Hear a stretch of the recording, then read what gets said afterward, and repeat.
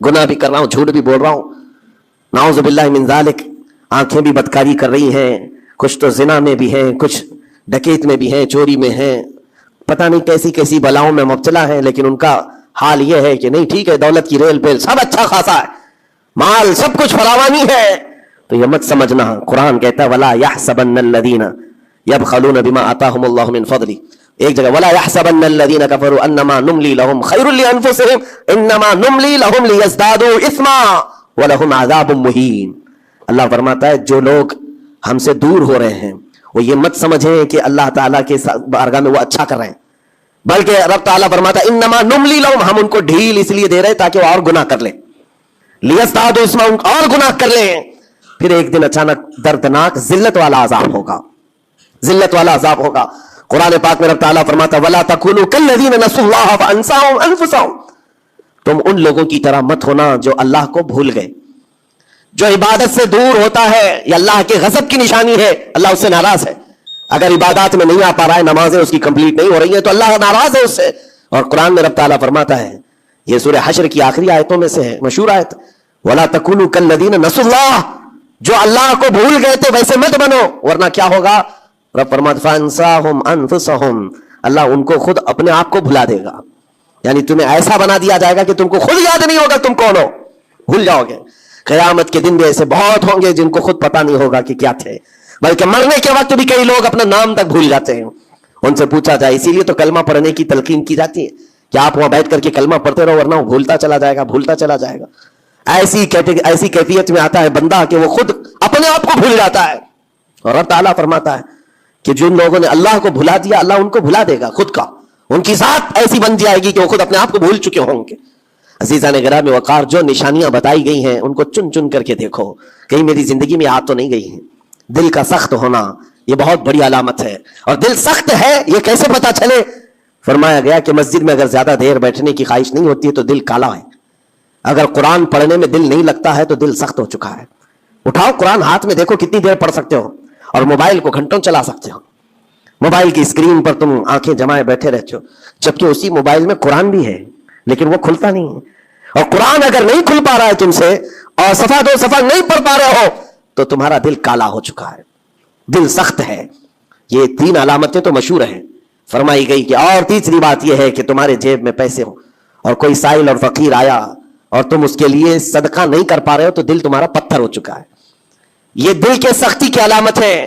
اور قسوۃ القلوب عقوبۃ للعاصی، یہ کہا گیا ہے دل کا سخت ہونا یہ تو رب کی طرف سے بہت بڑی سزا ہے، بہت بڑی سزا ہے، گنہگار کی سزا یہاں سے شروع ہوتی ہے۔ اور پھر آپ کو ایسا لگ رہا ہوگا کہ دل سخت ہو گیا ہے تو کیا ہوگا، اس کو ہلکے میں نہ لیں، ہلکے میں نہ لیں۔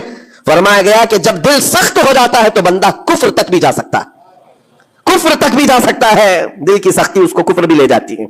بلکہ بزرگوں نے یہاں تک فرمایا کہ جب بندے کا دل سخت ہو جاتا ہے تو اس کے نزدیک ماں سے زنا بھی ہلکا لگتا ہے، بیٹی سے زنا بھی اس کے لیے ہلکی چیز ہے۔ دل سخت ہے تو وہ جانوروں سے زیادہ ذلیل کام کرنے کو بھی آسان سمجھتا، دل کی سختی اس کو بھیانک گناہوں کی طرف لے جاتی ہے جس کی سوچ بھی نہیں کر سکتے۔ اسی لیے میرے عزیزوں، وہ دل کی سختیاں آنے سے پہلے اپنے رب کو راضی کر لیں، وہ رحمان کو راضی کر لیں۔ آج کے ان حالات کو دیکھ کر کے یہ سب محسوس ہونے لگتا ہے کہ کہیں رب ناراض تو نہیں ہے بندوں سے، دعائیں کثرت سے ہوتی ہیں، ہماری دعائیں کہاں جا رہی ہیں، اور ظالموں کا ظلم بڑھتا چلا جا رہا ہے، شریر اور فسادی لوگوں کو ہماری گردنوں پر حاکم بنایا گیا ہے۔ یہ سب رب تعالیٰ کے غضب کی علامات ہیں۔ اجتماعی توبہ ہو، اور توبہ کا بھی مطلب یہ نہیں ہے کہ دونوں گال پہ ہم تھپڑ مار کر کے نکل جائیں، زندگی پر اس توبہ کے اثرات کا اظہار ہونا چاہیے۔ آج رات کو توبہ کیا ہے، رب تعالیٰ کے حضور سچی توبہ کیا ہے تو کل اس کی زندگی میں تبدیلی تو آئے۔ رات بھر توبہ کرتا رہا اور فجر میں سو رہا ہے تو کوئی تبدیلی نہیں آئی، یعنی تم نے دل سے اللہ کی بارگاہ میں توبہ ہی نہیں کیا ہے، نہ ہی تمہارے چال چلن میں کوئی فرق آیا۔ یہ توبہ نہیں ہے، تھپڑ تو 1000 بار مار لو، اس کو توبہ نہیں کہا جاتا۔ توبہ عزم مصمم کا نام ہے، اور اللہ تبارک و تعالیٰ کو راضی کرنے والی توبہ وہی ہے جو عزم مصمم کے ساتھ ہوتی ہے۔ جانتے ہو سیدنا عمر فاروق رضی اللہ تعالیٰ عنہ، ان کا دور وہ ایک ایسے رعب و دبدبے کا دور ہے۔ ایک شخص ایک دکان سے یا گھر سے شراب کی بوتل لیا اور نکلا باہر، شراب کی بوتل لے کر کے حضرت عمر فاروق رضی اللہ تعالیٰ عنہ راستے پر آ رہے تھے، آپ کی نظر پڑ گئی، اس نے بوتل چھپا لیا۔ شراب کے ساتھ پکڑا جاتا، ابھی کوڑے بھی مارے جاتے اور ذلیل بھی ہوتا۔ حضرت عمر جیسے بڑھتے آئے اس کی ہیبت بھی بڑھتی چلی گئی، کیا ہوگا کیا ہوگا۔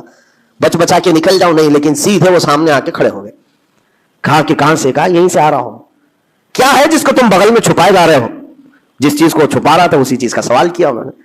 इस बंदे ने कहा कुछ नहीं अमीरुल मोमिनीन, दूध की बोतल है, दूध की बोतल है, मैं छुपाया हुआ हूं, आप आ रहे थे आपकी अजमत में।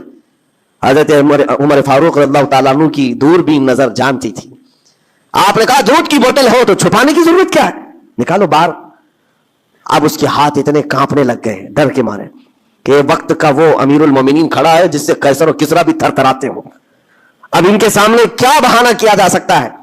उसने बगल में से आहिस्ते से बोतल निकाली, आपके सामने सर झुकाकर पेश किया। हकीकत में वो दूध की ही बोतल थी, दूध की ही बोतल थी। ये देखकर उसका सर चकरा गया। शराब लेकर के निकला था और बगल में छुपाया भी था अमीरुल मोमिनीन के डर से। हजरत उमर फारूक ने कहा कि दूध की बोतल है तो तेरे अंदर इतना डर और सहम किस बात का, सच बता। रोने लग गया, आपका दामन पकड़ करके कहा अमीरुल मोमिनीन सच बताऊं तो शराब की बोतल लेके निकला था, लेकिन जैसे ही आप पर नजर पड़ी दिल इतना पसीज गया, मैं अंदर से रहमान को पुकारा, ऐ रब्बे करीम आज तो उमर के सामने मेरी इज्जत बचा ले, कभी हाथ ना लगाऊंगा, शराब कभी नहीं पीऊंगा। दिल से मैंने पुकारा, रब ताला ने मेरी इज्जत रख ली और इस शराब को दूध में बदल दिया। मेरे अजीजों, वो नाराज होता है तो जल्दी राजी भी होता है, वो राजी भी होता है। ऐसा नहीं है कि मौला ताला गजबनाक है तो बंदों को अजाब में मुब्तला करेगा। एक दुआ करो, एक दुआ करो रब तबारक व तआला की बारगाह में, जो मुझे बड़ी लगी दिल को, जो मैं आपके सामने शेयर कर रहा हूं।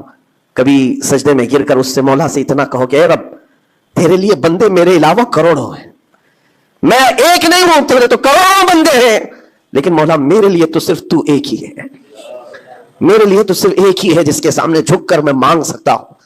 तुझसे जो मुंह छुपाऊं तो करूं किसके सामने? रब तबारक व तआला को यह अदा पसंद आती है, क्योंकि ये कुरान पाक में हजरत ईसा अलैहिस्सलाम के ज़िम्न में बयान की गई है। अल्लाह ताला ने खुद इसको कुरान में फरमाया, इन तुअज़्ज़िबहुम फ़इन्नहुम इबादुक व इन तग़फ़िर लहुम फ़इन्नका अंतल अज़ीज़ुल हकीम। ईसा अलैहिस्सलाम ने अपने उम्मतियों के लिए अल्लाह की बारगाह में यह इल्तिजा की थी, मौला अगर तू इनको अजाब देगा तो तेरे ही तो बंदे हैं, तेरे ही तो बंदे हैं, और अगर बख्श देगा तो तू गालिब हिकमत वाला है, तेरे खजाने में कोई कमी नहीं होने वाली है। अजीज़ान गिरामी वक़ार, जिन गुनाहों पर जिंदगी गुजर रही है उससे निकल आना जरूरी है। आज या कल मौत का फरिश्ता आ जाएगा, कहीं ऐसा ना हो कि उसी गुनाहों के दरवाजे पर हमें दस्तक दी जाए और जो बंदा जिस हाल में दुनिया से मरता है फिर उसी हाल में उसे उठाया ना जाए, जलील लोगों में उसको क़यामत के दिन उठाया ना जाए। जाने की तैयारी तो होनी चाहिए और जिस तरह से भी मुमकिन हो सके तौबा करो, अपने अंदर से और बाहर से साफ हो जाओ। और रब तबारक व तआला को राजी करने के लिए तौबा सबसे बड़ी चीज है, सबसे बड़ी चीज है। मेरा रब फरमाता है कुरान पाक में, ला तक़नतू मिन रहमतिल्लाह, अल्लाह की रहमत से मायूस ना हो, वो सारे गुनाहों को माफ करेगा, बेशक अल्लाह गफूर और रहीम है। लेकिन आज जो उसके नाराजगी की निशानियां हैं अपनी जिंदगी में ढूंढ ढूंढ के निकालो। अगर मुझसे इबादत नहीं हो रही तो मेरा रब नाराज है मुझसे, मेरे घर में तिजारत पर रोक लगी है तो मेरा रब नाराज है, और अगर माल और दौलत की कसरत है लेकिन गुनाह मुझसे नहीं छूट रहे हैं तो फिर तो अल्लाह ताला एक बड़े अजाब की तैयारी में है। रब तबारक ताला एक बड़ा अजाब मेरे लिए तैयार रखा है, बड़ा अजाब मेरे लिए तैयार रखा है। मेरे इन गुनाहों की वजह से वो सब कुछ मुझे दुनिया में दे रहा है, ये डर की बात है।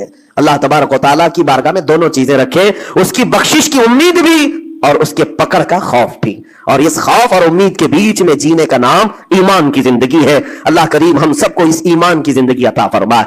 रब तबारक व तआला हम सबको अपने गजब से दूर रखे, उसकी नाराजगी से हमें दूर रखे।